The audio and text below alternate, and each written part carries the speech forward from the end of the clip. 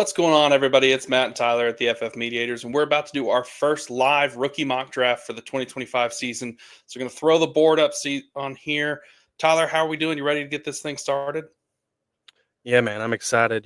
Dynasty season, this is what we live for. We like, doing all of our scouting for the rookies and everything. We obviously enjoy when football is played, but this is where the real work gets started. So let's join in. Let's see what goes on here. Yeah, we've got Ashton Genty off the board with the computer at 101. Like I said, we've got several people in here. Judkins goes second, and now I'm up. We're doing this as a super flex. And most of our leagues are tied in premium, so that's kind of how I'm operating here. Stuck with an interesting situation between T-Mac and Cam Ward here. Um, Landing spot's really going to matter as we move forward, Tyler. Is there a name here that you like the best? I think, the Judkins pick, while I do like Judkins a lot, I think that's, kind of pushing him up there a little bit. I tend to lean the quarterback here, depending on landing spot, I guess, like you had said. But I think the value for the quarterback may be just a little bit too high to kind of pass up, even for that wide receiver one spot. Yeah. Nevertheless, I'm rolling with Cam Ward, followed by Shador Sanders goes next too. The quarterbacks are going to be valuables. We'll see who gets drafted number one overall, possibly a Tennessee Titan. Lots of Travis Hunter talk today too, Tyler. I don't know if you've caught up with that, but if he does full time wide receiver, it's an interesting pick here. Yeah, for sure. I think if we get a little bit more clarification or later in the off season that he is going to play wide receiver full time, I think he will shoot up draft boards, especially in rookie drafts. But I am here on the clock. I have kind of 4 guys that I really like in this spot. Kinda torn between Amari and Hampton, Luther Burden, Egbuka, and also Caleb Johnson. I think because the last mock I did take Egbuka because I do really like him. I mean, you were just having a discussion, could he be the wide receiver 1 in the class? We'll have to break that down a little bit later. Um, but I think just because of, taking him in the last mock, and I wanna see, kinda what it would look like, to let the running backs fall a little bit, I'm gonna go with Luther Burden. I feel like he's had a little bit of talk about him here lately, and I do think, he had some struggles in the offense here this past year, just overall that whole offense struggled, so give me him, and we'll see kinda where things fall. Yeah, Burton's going to be interesting where he lands. If he can get into open space, he's going to be really good. I've been a little bit down on him from consensus so far. I just have concerns on whether he can be an actual wide receiver one, but I do think he's going to be a great pair if you can match him up with a good wide receiver one on a team already. But we see Travis Hunter went off the board after you, Tyler, followed by Omarion Hampton. And Buka goes to Pete, the 109. Then we've got Tyler Warren and Trey Harris to round out at the 111. And Coach has our final pick here at the 112. Where do you think he goes here? Um, I think he'll probably end up with, Caleb Johnson here would be my guess. I think he does really like him. I do find Trey Harris love there. I mean, it is the computer. I do find that a little bit interesting. Caleb Johnson still being on the board. A lot of people like Colston Loveland. He's some people's tight end one or tight end two. So I do think that's very interesting.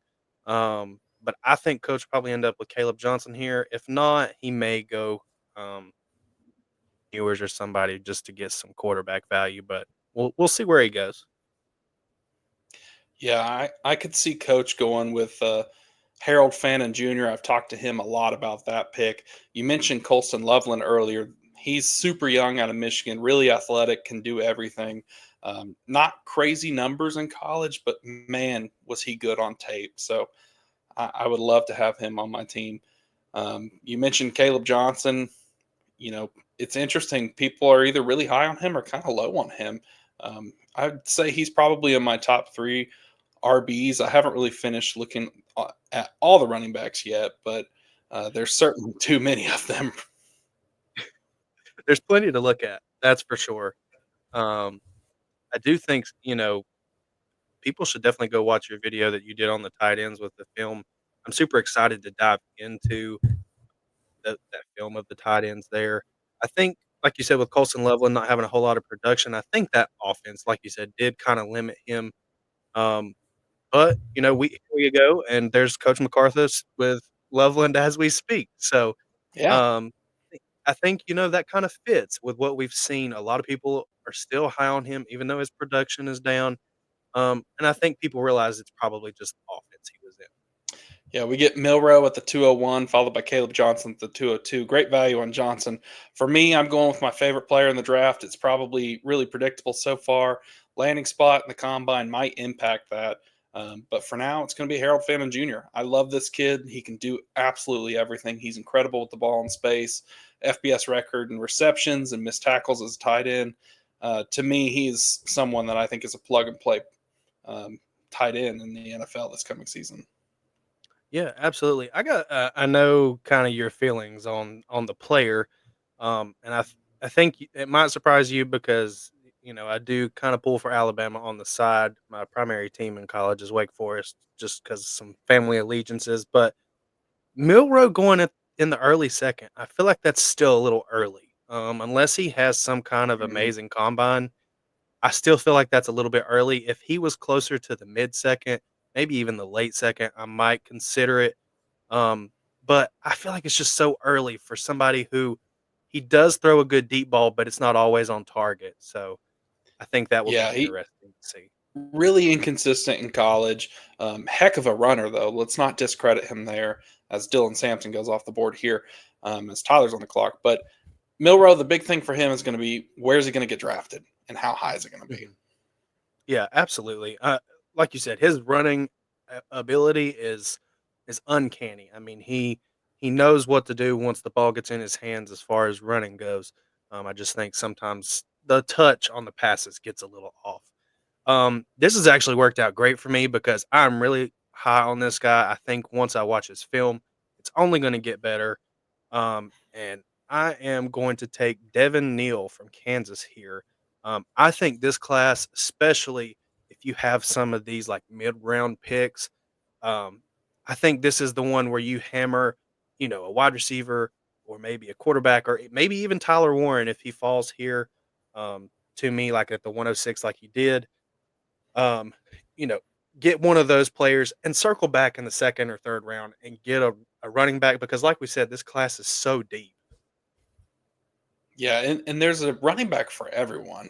I mean, we see this little run right here between Sampson, Neal, and Scatabo out of Arizona State. They're all three unique. They're different running backs that do different things. And this is probably the draft class where we're going to see a lot of teams take one or two, especially as we get into day three of the draft, because there's so many. I mean, there's at least 10 guys that deserve to have meaningful capital in this draft. So we'll see what happens. But coach taking Jackson Dart at the 212. That's another quarterback a lot of people are falling in love with right now. Yeah, absolutely. And I actually think, before this process is over with, I wouldn't be surprised if he ends up as some people's quarterback three. And I don't want to necessarily say taking Milrose's spot where he went in this draft, but at least pushing that early second round, depending on how his combine goes. I know a lot of people, like you said, have really liked him. Personally, for me right now, I would probably put him above Milrow and probably really Quinn Ewers as well. I've just never really been a big fan of Quinn Ewers.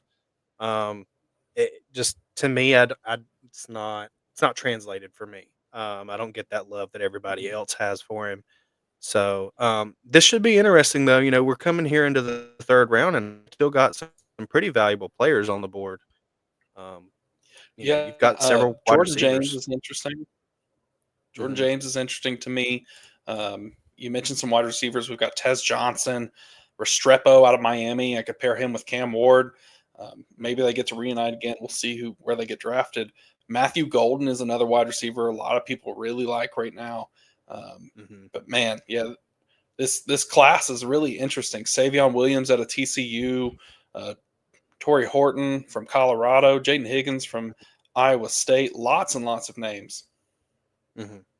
Absolutely. I think there's so many. I've heard a lot of people, like you said, kind of their hopes for Golden have kind of come up here with his performances late in the season.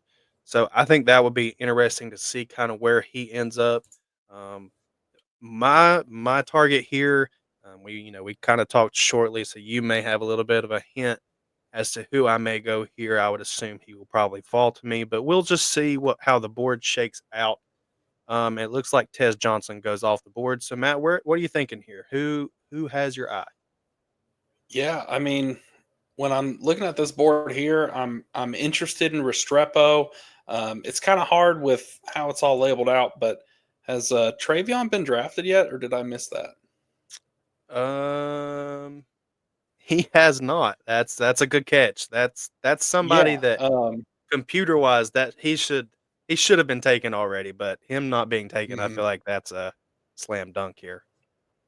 Yeah, so that's where I'm going to go. Really like the running back out of Ohio State. If he had gone, which, like you said, I think that's just a little bit of a CPU lag here. I would probably go Golden. Matthew Golden has a really, really good Pro Football Focus grade, and a lot of people are expecting him to be drafted pretty high. In fact, he's the 23rd ranked player on their overall big board. Certainly subject to change as we still have the combine and the pro days to come. But for now, I mean, that's incredible value that's still sitting there. Yeah, absolutely. I mean, I think that's probably one where a lot of people didn't realize he was probably still on the board because he was at the very bottom of the queue, like we said. I'm kind of torn here. I was actually really hoping that Gadsden would fall to me. I really like him as a prospect. Um, so I was kind of hoping that he would end up falling. Um, Man, now I'm kind of torn as to where I need to go here. I'm not really in love with any of the quarterbacks here, although Will Howard could kind of shoot up some boards with his performance throughout the playoffs and in the national championship. So I do think that could be a little interesting here. Do I like him over the receivers? That's close for me. There's not really a tight end right now that I would necessarily want to take. I think actually I think I am gonna go uh, with Will Howard here. I think he's probably got some potential to be shot up this draft board here. I think it's somebody that I really like, and I think we'll go from there and just see what how it shakes out. Yeah, taking a quarterback in the late third round or mid third round, I think it pays off. I mean, we saw what happened with Spencer Rattler this year where he got thrown in and suddenly he's worth something. And, you might be able to reload or get a new third round pick and just re-roll it. But it's not a bad strategy to grab some of these quarterbacks at the end because we see every single year someone gets thrown into there. Yeah, absolutely. And so now here we go. We've got Matthew Golden going right after I took Will Howard. Then you've got Jalen Royals. A lot of people are high on him out of Utah State, I believe. Restrepo finally goes to Pete there at the 309. Jaden Ott and then Dylan Gabriel at the 311 to the computer. And there goes Coach with his pick of Damian Martinez, showing a little bit of Miami love there. Matt, do you have any, outstanding thoughts about this draft? I mean, obviously Travion falling to the third. I don't think that's probably gonna happen in a lot of drafts there. I'd say he'll probably end up somewhere in the early second, maybe even the first. Mhm. So, what are your thoughts here? Is there anybody that other than Travion that, you think should have went in a different spot? Yeah, I think Travion's incredible value.